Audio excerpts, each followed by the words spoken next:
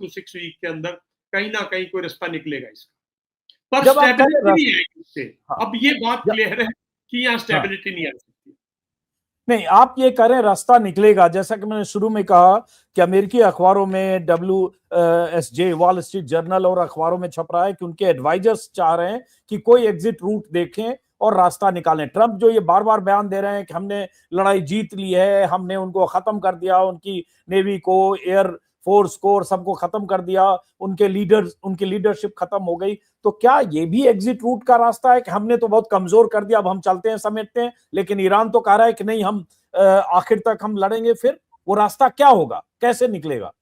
देखिए, वो वही तो रास्ता है कि पिछली बार जब 12 दिन लड़ाई चली थी, इजराइल ने दबादब हथियार किए और फिर एक फाइनली B-252 बॉम्बर्स आए, उन्होंने कहा हमने ये तहस-नहस कर दिया, हमने पूरा इसका। चाहे ड्रोन गंभीर खतरा है, अमेरिका सभी ड्रोन को रोक नहीं पाएगा।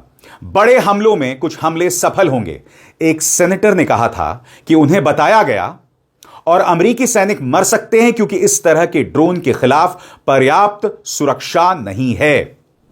अब आपके जहन में एक सवाल होगा कि सामरिक तौर पर और रणनीतिक तौर पर इसका क्या महत्व और इसके क्या मायने हैं। सबसे पहले यूक्रेन के लिए, यूक्रेन अब आधुनिक युद्ध तकनीक का निर्यातक बन गया है। अमेरिका और खाड़ी देशों के साथ उसके रिश्ते मजबूत होंगे। अगर हम ईरान की बात करें तो ईरान के लिहाज से देखें तो यह दिखाता है कि सस्ते हथियार भी बड़े सैन्य ताकत को चुनौती दे सकते हैं। अमेरिका के लिए इसके क्या मायने हैं, गौर फरमाएं। यह संकेत है कि उसकी बड़ी सैन्य ठिकानों वाली रणनीति पुरानी हो सकती है और सबसे बड़ी बात, उसे राजनीतिक शर्मिंदगी का सामना करना पड़ रहा है। यही वजह है दोस्तों कि कई लोग यह बार बार कह रहे हैं कि जब यह युद्ध खत्म होगा तो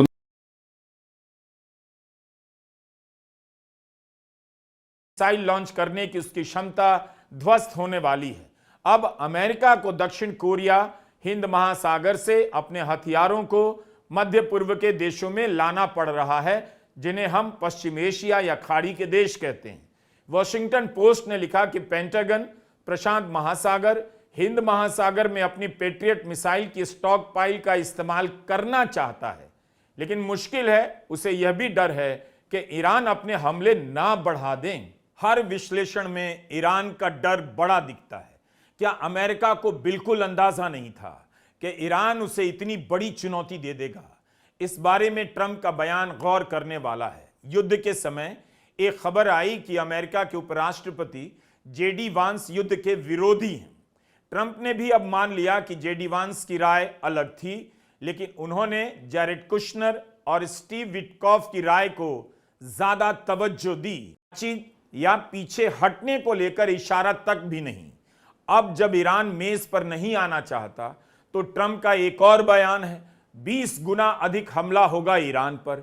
जवाब में ईरान की राष्ट्रीय सुरक्षा समिति के सचिव अली लारिजानी ने कहा कि ईरान के लोग आपकी झूठी धमकियों से नहीं डरते। आपसे बड़े बड़े लोग आए और चले गए, लेकिन ईरान के लोगों को खत्म नहीं कर पाए। इसलिए सचेत रहिए, कहीं आप ही ना खत्म हो जाएं। ऐसा नहीं कि ईरान पर हमला नहीं हो रहा, ईरान में तबाही नहीं हो रही, यह सब भी हो रहा है, लेकिन ईरान पीछे नहीं हट रहा। इस युद्ध को लेकर उसकी सैनिक और मानसिक तैयारी एक जैसी नजर आ रही है।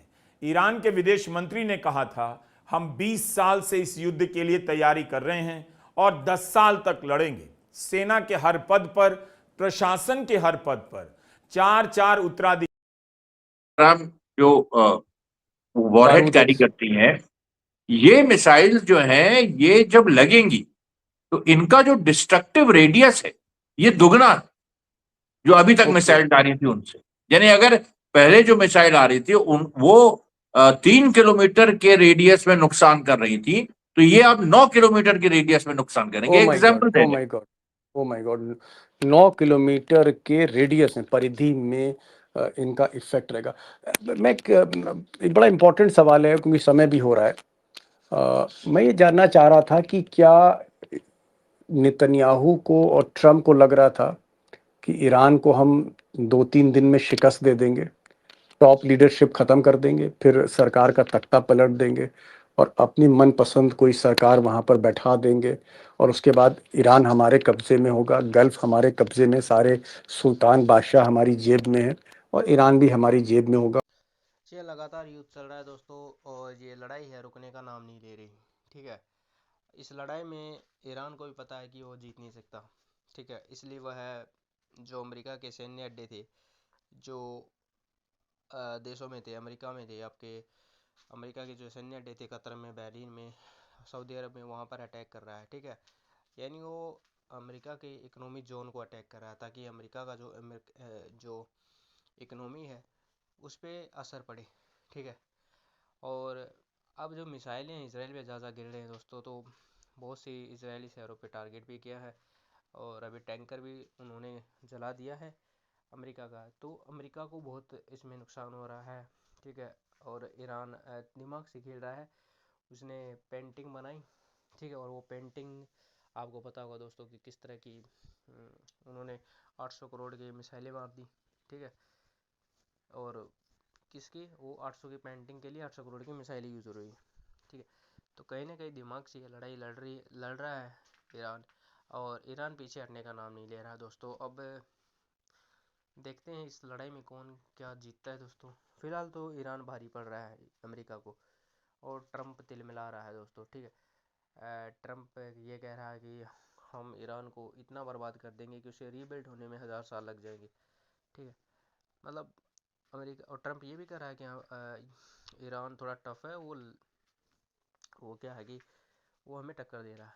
ठीक है, और जो 12 दिन का युद्ध चला था इसराइल के साथ ईरान का, तो जो जीपीएस थे वो ट्रैक हो रहे थे। अब की बार दोस्तों उन्होंने इस 12 दिन के युद्ध से सबक लिया, और एक अच्छा जो इस युद्ध में नज़र आ रहा है दोस्तों कि ईरान भारी पड़ रहा है इन पे। ठीक है, तो यही है दोस्तों, क्या कुछ इसमें होगा। तो अभी तक तो इसमें युद्ध रुकने का नाम नहीं ले रहा। ठीक है, युद्ध लंबा खींचेगा या नहीं खींचेगा ये बाद की बात है दोस्तों, अभी तो ईरान भारी पड़ रहा है।